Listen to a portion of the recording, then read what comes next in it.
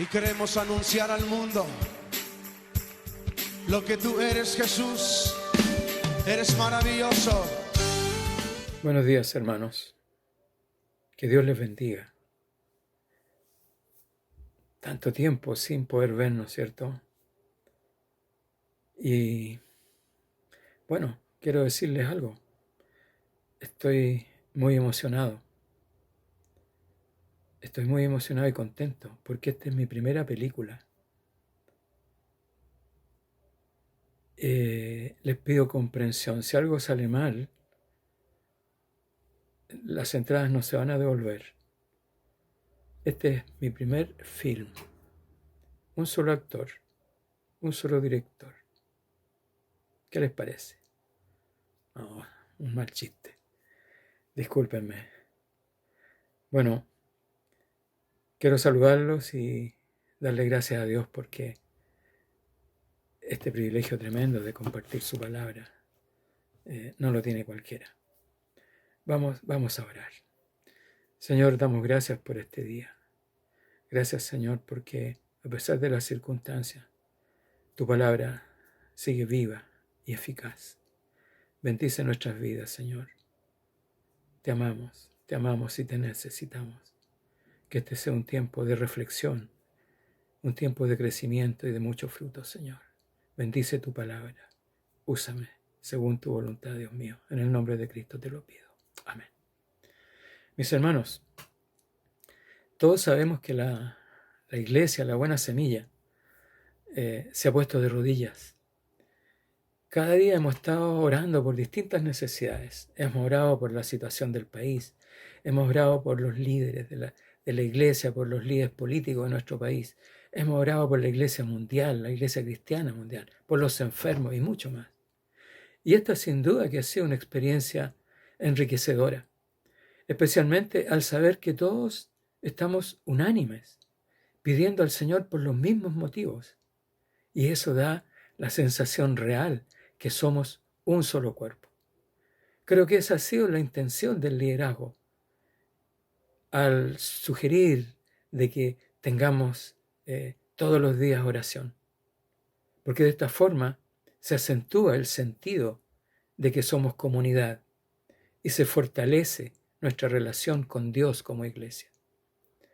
El apóstol Pablo era un hombre de oración y por eso él tiene toda la autoridad para enseñarnos mucho acerca de la oración. El texto que vamos a compartir esta mañana se encuentra en la carta del apóstol Pablo a la iglesia de Filipo, en el capítulo 1, versos del 3 al 8. Y vamos a ir estudiando verso a verso el texto, tratando de interpretar las palabras del apóstol y lo que sucedía en su corazón.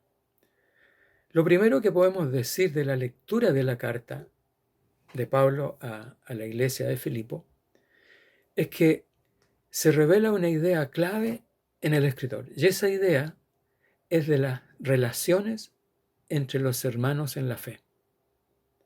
El apóstol daba gran importancia a las relaciones entre los hermanos y, como veremos, eso incidía en sus oraciones.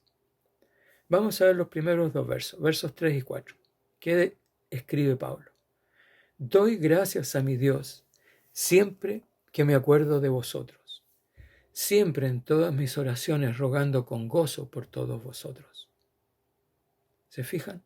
Sus oraciones estaban inspiradas en los recuerdos que él tenía de los hermanos de aquella iglesia. Y este recuerdo generaba en él gratitud y daba gracias a Dios por aquellos recuerdos que venían a su mente. Él probablemente recordaba a Lidia, la primera mujer de Filipo que se convirtió al Evangelio cuando él llegó a esos lugares, y de cómo Dios la usó cuando ella prestó su casa para que allí se hicieran las primeras reuniones. Tal vez Pablo también se recordaba del carcelero de Filipo, cuando él y Silas quedaron presos, y que mientras estaban en la cárcel y cantando himnos al Señor, sucede un tremendo terremoto. Se sueltan las cadenas de todos los presos y todos quedaron libres. El carcelero, al ver que los presos no estaban, sacó su espada para matarse, pero Pablo le gritó que todos estaban allí. Entonces el hombre se pone de rodillas y, lleno de gratitud a Dios, se entrega al Señor Jesús junto con toda su familia. Qué tremendo recuerdo. Por eso Pablo oraba, motivado por las relaciones con aquellos hermanos. Y este texto nos enseña entonces que las relaciones íntimas entre los hermanos es un motivo para orar unos por otros. La mayoría de nosotros nos sucede que los recuerdos se desvanecen fácilmente. Incluso en el caso de las relaciones más afectivas que hemos tenido, uno pronto se olvida. Pensemos con cuántos hermanos nos hemos relacionado de manera cercana a lo largo de los años, pensando que nunca nos íbamos a separar. Pero ¿qué ha sido hoy de aquellas relaciones? Muchas de ellas se han borrado de nuestra mente. A veces no nos acordamos ni de los nombres. Pienso que para Dios todos aquellos encuentros, esos vínculos, no fueron casuales. Y probablemente en todas y cada una de ellas, Él tuvo un propósito para nuestras vidas. Y esto es delicado, porque tal vez pudiéramos haber truncado más de alguno de los planes de Dios al no perseverar en aquellas relaciones. Es triste que las relaciones cristianas puedan ser superficiales y a veces hasta triviales. Pablo no era así. Él oraba constantemente por aquellos que amaba, y ese recuerdo perduraba aún después de muchos años. De hecho, esta carta que él escribe a la iglesia de Filipo, la escribió cuando habían transcurrido 10 años que él no volvió a Filipo, que él no se vio nunca más con los hermanos de aquella iglesia, que él mismo había plantado. Pero ese recuerdo siempre estaba vivo para él. Nosotros, hoy, estamos sin vernos ya por casi 3 semanas. 3 semanas sin poder vernos, por las razones que todos sabemos. Y aquí hay una palabra que nos recuerda que es necesario no olvidarnos de estar en oración el uno por el otro, porque formamos parte de un cuerpo. Este cuerpo es la iglesia, la buena semilla. Pensemos que no sabemos con certeza cuánto tiempo más vamos a estar aislados unos de otros. Y yo creo que no sería bueno que fuéramos perdiendo contacto mutuo para transformarnos en islas. Tenemos que tener siempre presente que somos miembros de un cuerpo y que nos necesitamos, ¿verdad? Los 2 versículos que siguen son el 5 y el 6. ¿Qué dice Pablo? Rogando con gozo por vuestra comunión en el Evangelio, desde el primer día hasta ahora, estando persuadido de esto, que el que comenzó en vosotros la buena obra, la perfeccionará hasta el día de Jesucristo. Rogando con gozo, dice Pablo, por vuestra comunión en el Evangelio, desde el primer día hasta ahora. Es decir, que la relación que él tenía con aquellos cristianos había sido una relación continua a través del tiempo, de tal forma que él había podido seguir el progreso paso a paso de su crecimiento espiritual. Las oraciones del apóstol entonces se basaban en la confianza de que Dios, que comenzó la obra en aquellas personas, la perfeccionará hasta el día del regreso de nuestro Señor Jesucristo. En sus oraciones, Pablo pedía también a Dios que el progreso espiritual de aquellos hermanos fuera cada día mayor, confiando en que Dios seguiría trabajando en sus vidas. ¿Se le ha ocurrido a usted, querido hermano, hermana, orar en esa dirección? Orar por su hermano para que crezca cada día más. Aquí hay una gran tarea.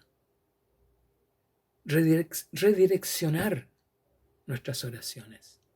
Está bien lo que estamos haciendo, pero lo podríamos hacer un poco mejor, ¿no lo creen? Verso 7. Sigue Pablo. Como me es justo sentir esto de todos vosotros, por cuantos tengo en el corazón y en mis prisiones, y en la defensa y confirmación del Evangelio, todos sois participantes conmigo de la gracia, porque Dios me es testigo de cómo os amo a todos vosotros con el entrañable amor de Jesucristo.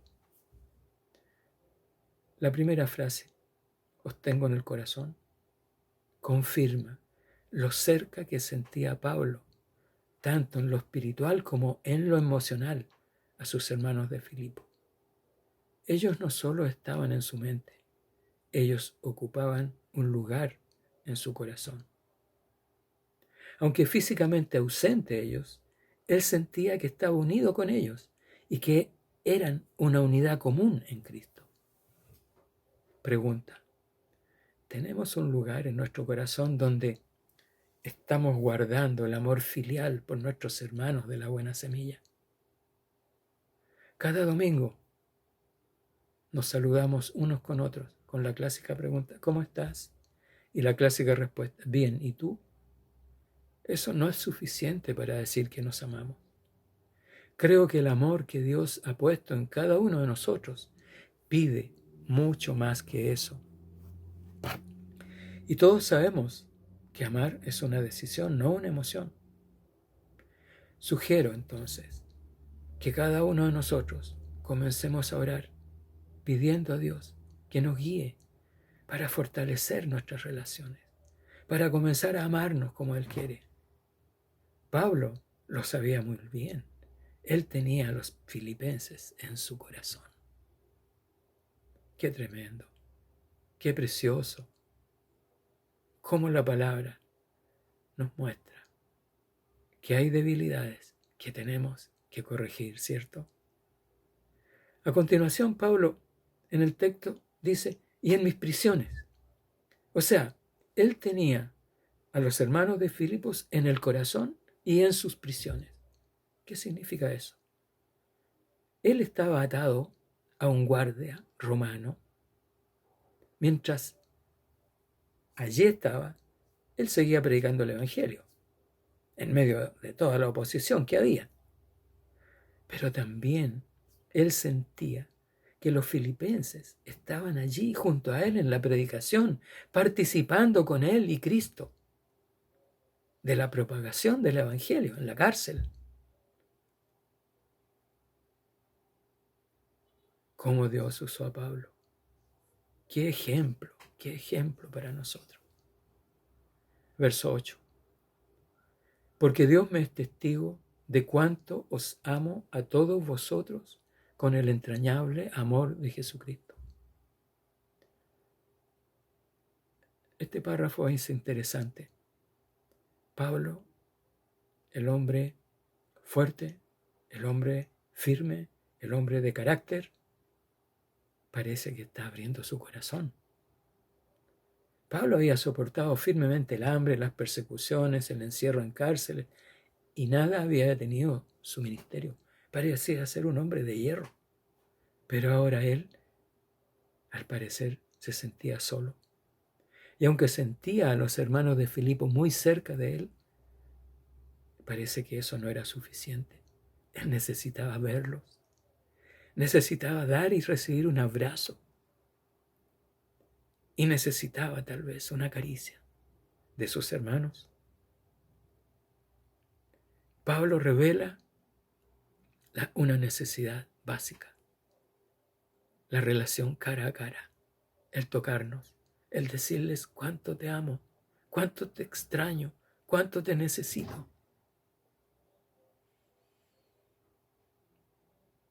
¿Ha sentido esto alguna vez? ¿Ha sentido la falta de sus hermanos en la fe? Creo que Dios nos va a poner a prueba. Estaremos un buen tiempo sin vernos, sin abrazarnos y sin tocarnos. ¿Qué vamos a hacer con eso? ¿Qué creen ustedes? La palabra de hoy nos lleva a reflexionar sobre cómo debemos cuidar nuestras relaciones. Tenemos mucha tarea pendiente, ¿no lo creen? Que Dios les bendiga y que vuestro amor abunde más y más cada día. Vamos a orar. Te alabamos, Señor. Gracias por ese amor que usted ha derramado en nuestros corazones. No fue un poquito, no fue mucho. Lo derramó.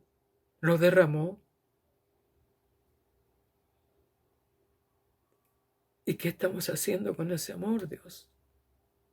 Ayúdenos a compartirlo entre nosotros y entre a quienes no le conocen, Señor.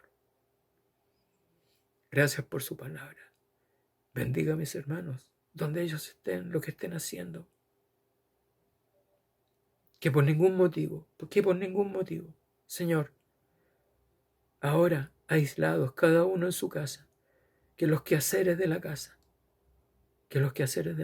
vayan borrando los recuerdos gratos de aquellos días en que nos congregábamos en la iglesia, la buena semilla, y nos amábamos. Gracias te damos en el nombre de Jesús. Amén. Que Dios les bendiga. Los amo. Jesús